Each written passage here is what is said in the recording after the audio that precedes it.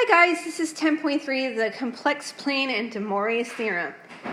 So we're going to look at objective number 1 first, which is plotting points on the complex plane. There'll be a real and an imaginary axis. So the real axis is going to correspond to what we know as the x-axis, and the imaginary axis will be the y-axis. So for instance, if you have a point x plus yi, the x value, or the real value, will correspond to the x-axis, and the imaginary value, the yi, will correspond to the y-axis. Okay, so there's a form of complex number. In the past, I'm sure you've seen a plus bi. They're just using x plus yi, so it's the same thing. Okay, once again, x real, yi imaginary. So the real corresponds to the x-axis, just like I said before, and the imaginary numbers correspond to the y-axis. Okay. So the form of the complex number, I already read that, sorry. I need to do this example now. Plot the complex number in the complex plane and write it in polar form. We're going to write that in polar form a little bit later because we don't have the equations yet, but we will plot the complex number in the complex plane. Okay, so what I'm going to do is I'm doing the real number axis and then the imaginary axis. So I'm going to go by twos. So this is 2, 4, 6, 8, -2, -4, -6, -8. 2, 4, 6, 8, and then again in the bottom portion 2, 4, 6, 8.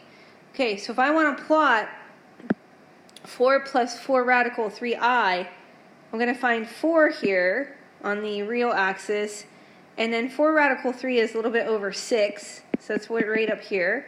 So I find where the two meet, and that's going to be my point. Okay, so this point is 4 plus 4 radical 3i.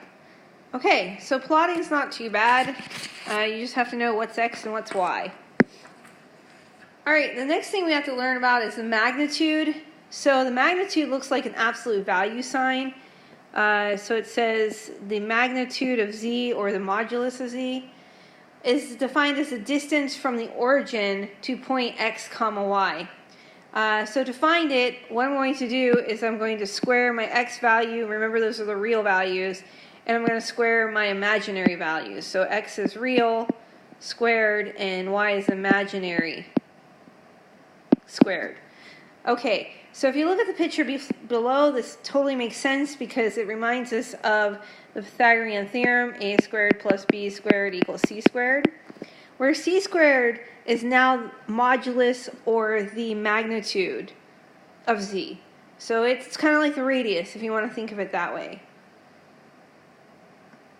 Okay, so now I'm going to look at objective number 2, and it says if we want to convert a complex number between rectangular form and polar form, we have to know that r, remember on the polar graph that r is the radius, it has to be greater than or equal to 0, and theta has to be a value between 0 and 2 pi.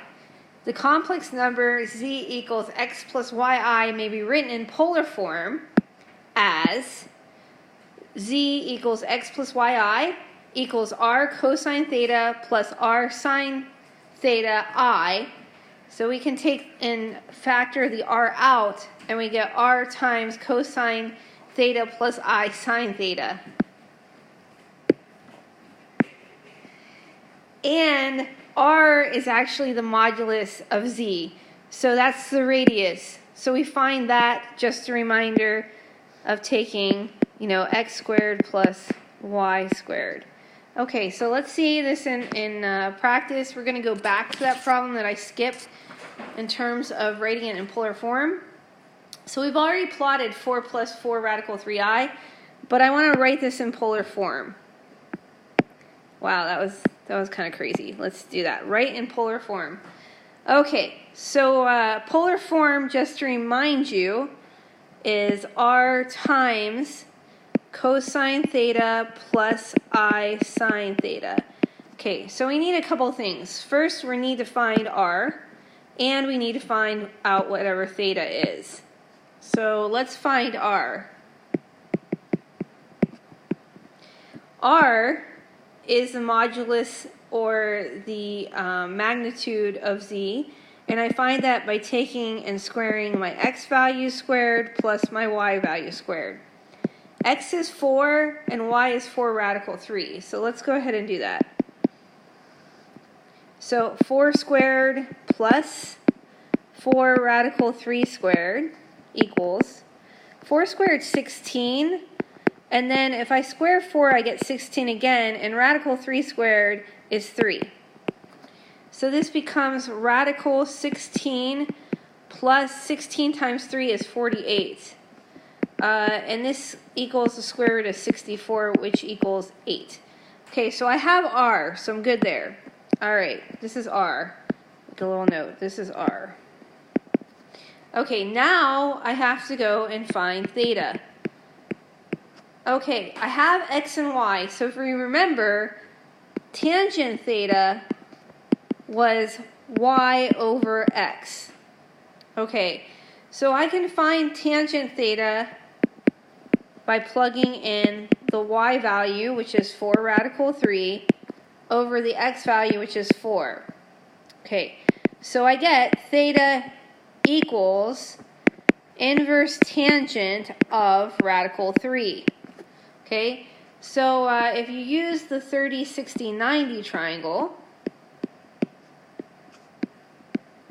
I can look up tangent. Remember, it's opposite over adjacent. And if I look here, I have radical 3 there and I have 1. So what angle corresponds to that? Opposite over adjacent, it's 60 degrees. So theta equals 60 degrees. Okay, so now I have r and I also have theta. Now all I have to do is write it up in polar form. So polar form once again is r cosine theta plus I sine theta. Okay, r we found was 8. Cosine theta is 60 degrees plus I sine of 60 degrees. And that is my answer. So there's your answer. Okay. Let's move on.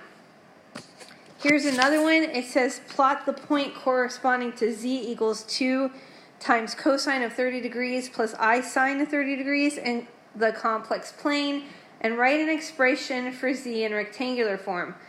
Well, let's write the expression in z in rectangular form and then graph it. Okay, this is actually a little bit easier. All you're going to do is distribute, and you're going to solve. Okay, all right. So I'm going to draw out quickly the 30, 60, 90 triangle again. Okay. So cosine of 30 degrees, remember that's adjacent over hypotenuse, is radical 3 over 2. And sine of 30 degrees is 1/2. Okay, so I'm going to take and I'm going to distribute r, which is 2. And when I do that, I get radical 3 plus I. So this is rectangular form. So z equals square root of 3 plus I. Now if I want to graph that, I'm going to go out in the direction here. I'm going to go 3 in each direction. 1, 2, 3, negative 1, negative 2, negative 3. Remember, this is a real axis. And then I'm going to go 3 in the y direction. So this is 1, 2, 3, negative 1, negative 2, negative 3. Remember, this is imaginary. Okay, so radical 3 is a value between 1 and 2, and I is 1. So where the 2 meet is right about into here. Oh, it doesn't like that. So this is radical 3 plus I. That's my answer. Okay, moving on. So now we're on page 4, and it's objective number 3, find products and quotients of complex numbers in polar form. Notice that it tells us that Z1 equals R cosine theta plus I sine theta. That's in polar form. And Z2 equals R2 cosine theta 2 plus I sine theta 2. They are in polar form. So you have to have them in polar form if you want to be able to take the product or quotient of them. So the first one is the product. So if I want to multiply the two together, what I'm going to do is I'm going to take the radii and multiply those together, and then I'm going to add the angles together to get R1 times R2 times cosine of theta 1 plus theta 2 plus I sine theta 1 plus theta 2. You just have to watch, make sure that Z2 does not equal 0 for the next one, which is the quotient. Quotient means to divide, so I'm dividing Z1 by Z2, and to do that I take the radius of the first value divided by the radius of the second one. I'm going to take that and multiply it times cosine of theta 1 minus theta 2 plus I sine theta 1 minus theta 2. Okay, so a really neat thing to think about, product, we're going to add the angles together, and in fact, taking the product of someone excuse me, let me rephrase that. Taking the product of something is fancy addition. Taking the quotient of something or dividing is fancy subtraction, so it makes sense. So let's go ahead and do example number 3. If z equals 3 cosine of 20 degrees plus I sine of 20 degrees, and w equals 5 times cosine of 100 degrees plus I sine of 100 degrees, find the following, leave your answer in polar form. Okay, let's label things. So the 3 is going to be R1.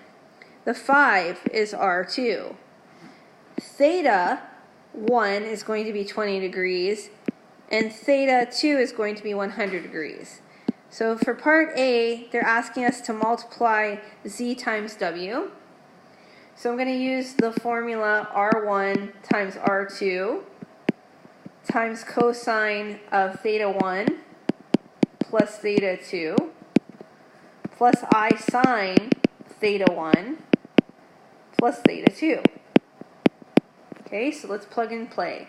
So R1 is 3, R2 is 5,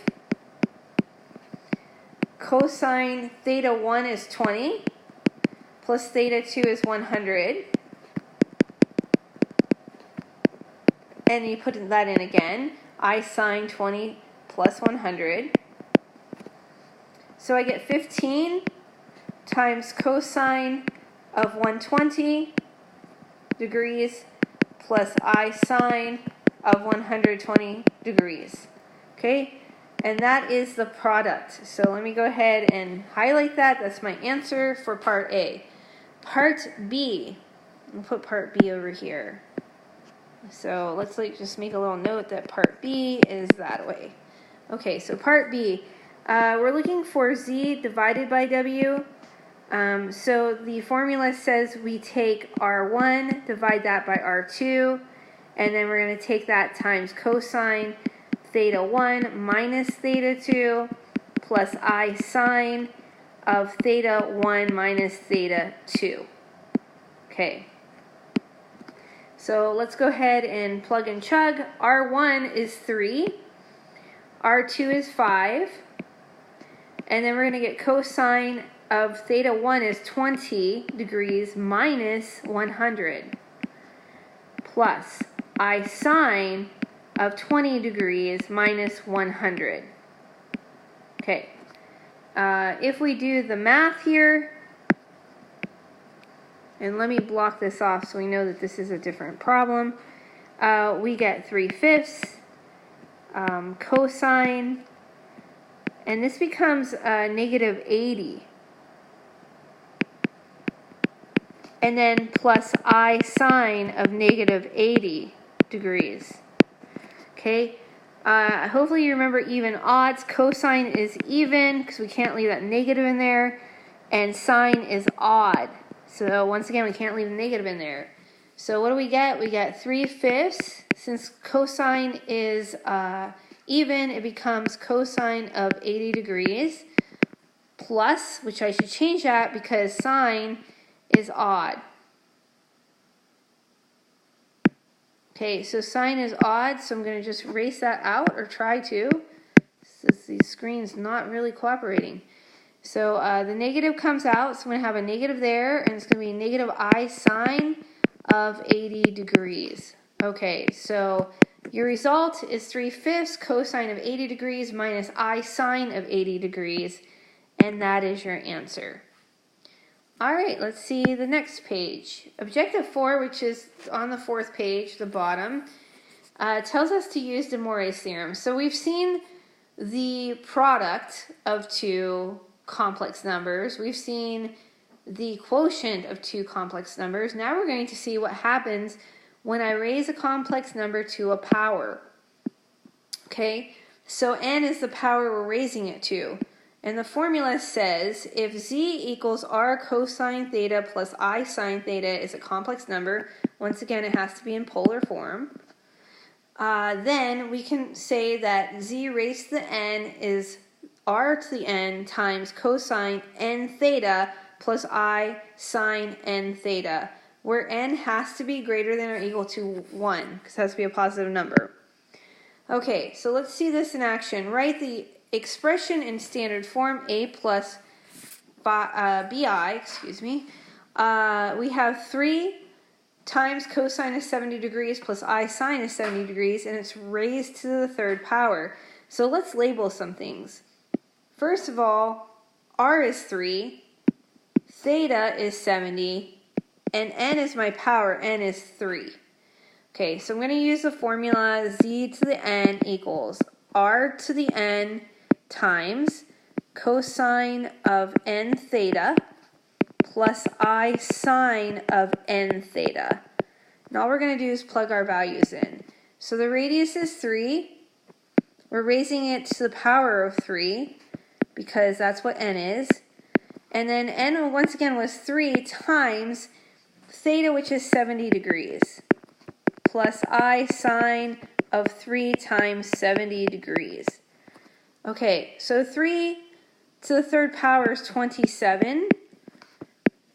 Cosine of 210, not 120, 210. Plus I sine of 210. Okay, and that is your answer. Let's work the next one. So kind of similar. This time around, the radius is radical 3, n equals 4, and theta is 30 degrees, because pi over 6 is 30 degrees. All right, so the formula says if I want to raise it to the nth power, I take the radius, raise that to the nth power, times cosine of n theta plus I sine of n theta. Okay, so plugging this in, we get radical 3 to the 4th power, cosine of 4 times theta, which is 30 degrees, plus I sine of 4 times 30 degrees. Okay, so just a reminder, radical 3 to the 4th is radical 3 times radical 3 times radical 3 times radical 3. Radical 3 times radical 3 is just 3. So if I multiply 3 times 3, we get 9. Okay, so this is 9 times cosine of 120 plus I sine of 120 degrees.